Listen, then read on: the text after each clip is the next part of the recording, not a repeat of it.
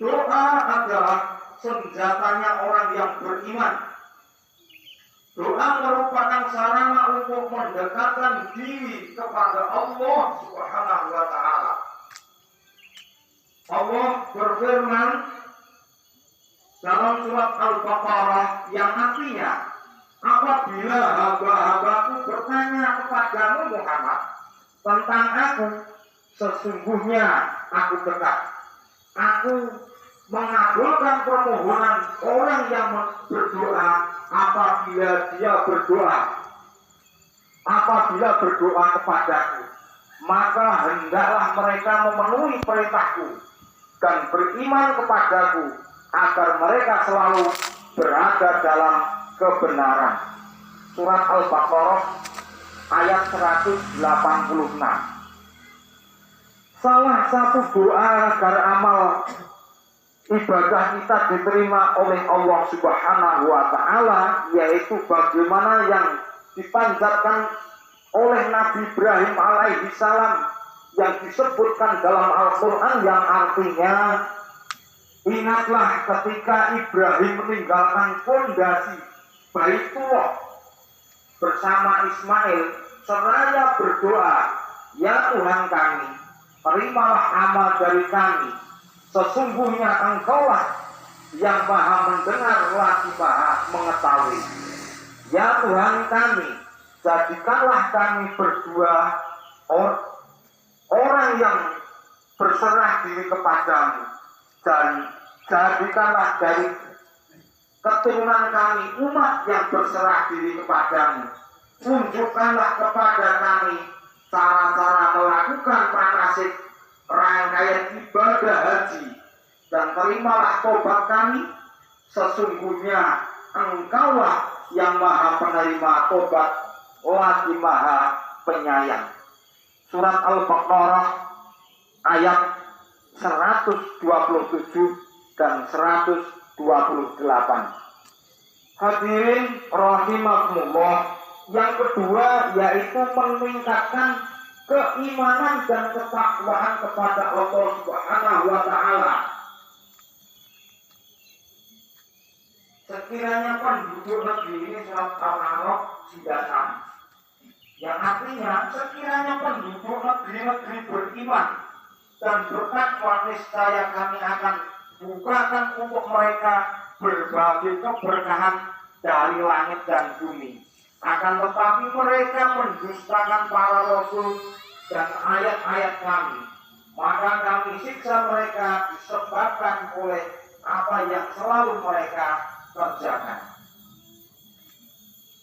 Keimanan dan ketakwaan merupakan kunci mendapatkan keberkahan dari Allah Subhanahu wa Ta'ala. Iman kita bisa bertambah dengan melakukan ketaatan kepada Allah, dan ketakwaan kita akan meningkat dengan menjalankan perintah Allah dan menjauhi segala larangannya. Hadirin rahimakumullah, ketiga, membiasakan diri untuk beribadah seperti yang dilakukan di bulan Ramadan, yaitu berpuasa, membaca Al-Quran, sholat malam, bersedekah, sedekah, saling mengingatkan, dan saling nasihat menasihati. Firman Allah Subhanahu wa Ta'ala dalam surat Al-Hasyr, yang juga surat Al-Asr, yang artinya, demi masa sesungguhnya manusia benar-benar berada dalam kerugian, kecuali orang-orang yang beriman dan beramal soleh, saling menasihati untuk kebenaran dan kesabaran. Beribadah dan beramal soleh di bulan Ramadan mengajarkan kita untuk memanfaatkan waktu dengan sebaik-baiknya. Berapa banyak Allah mengingatkan kita dengan sumpahnya dalam Al-Quran tentang pentingnya waktu, demi masa, demi fajar, demi duha, demi malam, dan lain sebagainya. Hal ini mengingatkan kita bahwa kehidupan di dunia ini begitu singkat dan tetap. Semuanya yang ada di dunia akan sirna dan binasa, tetapi sedikit sekali orang yang tersadar dan bersegera melakukan kebaikan untuk berbekal kehidupan di akhirat. Kebiasaan berpuasa selama Ramadan dapat kita lanjutkan dengan puasa sunnah setelahnya, yaitu puasa 6 hari di bulan Syawal, puasa Senin Kemis, puasa Ayyamun Bid, dan puasa Daud.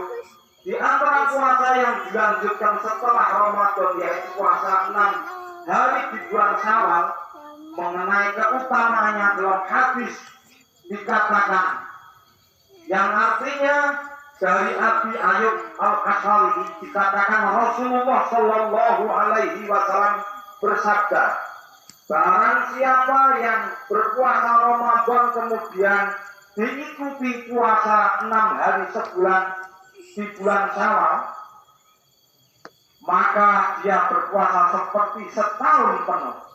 Hadis riwayat Muslim.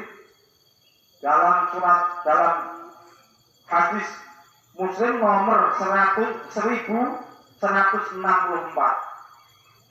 Selain berpuasa sunnah agar kita mendapatkan keberkahan setelah Ramadan, yaitu membiasakan membaca Al-Quran, sholat malam, bersedekah, sedekah, saling ingat mengingatkan, nasihat menasihati dalam kebenaran dan kesabaran.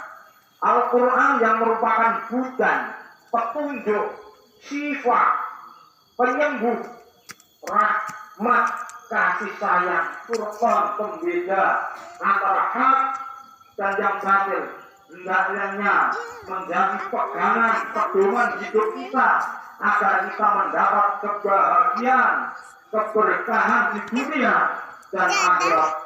Allah akan meninggikan derajat seseorang yang membaca, mempelajari, mengamalkan Al-Quran, dan sebaliknya Allah akan merendahkan derajat seseorang yang jauh dari Al-Quran. Ayat-ayat Al-Quran yang kita baca setiap sholat malam juga akan meninggikan derajat kita. Begitu pula kemuliaan orang yang senantiasa mendorong, memberi, bersedekah akan meninggikan derajatnya.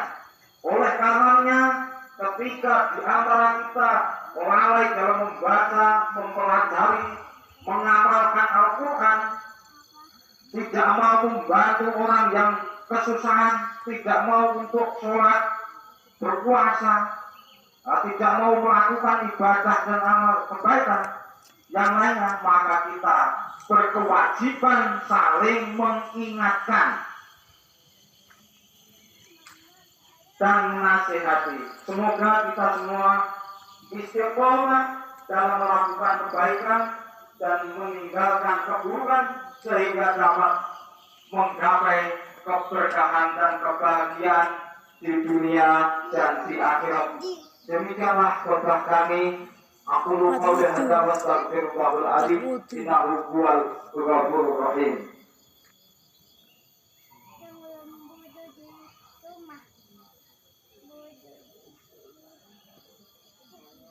Allahu Akbar, Allahu Akbar, Allahu Akbar, Allahu Akbar, Allahu Akbar, Allahu Akbar, walillahil hamd. Bismillah, alhamdulillah, alhamdulillahirabbil alamin, wa bihi nasta'inu ala umuri dunya wa din. Asyhadu an la ilaha illallah wa asyhadu anna Muhammadar Rasulullah. Allahumma shalli ala Muhammad wa ala ali Muhammad kama shallaita ala Ibrahim wa ala ali Ibrahim innaka Hamidum Majid. Wa barik ala Muhammad wa ala ali Muhammad kama barakta ala Ibrahim wa ala ali Ibrahim fil alamin innaka Hamidum Majid. Wa qala Allah ta'ala a'udzu billahi minasy syaithanir rajim. Bismillahirrahmanirrahim. Amin ya Ya Allah. ayyuhalladzina amanu ittaqullaha haqqa tuqatih wa la tamutunna illa wa antum muslimun. A'udzu billahi minasyaitonir rajim. Bismillahirrahmanirrahim. Marilah kita berdoa kepada Allah Subhanahu wa taala. A'udzu billahi minasyaitonir rajim. Bismillahirrahmanirrahim. Hamdan na'imin. Amin. Hamdan syakirin.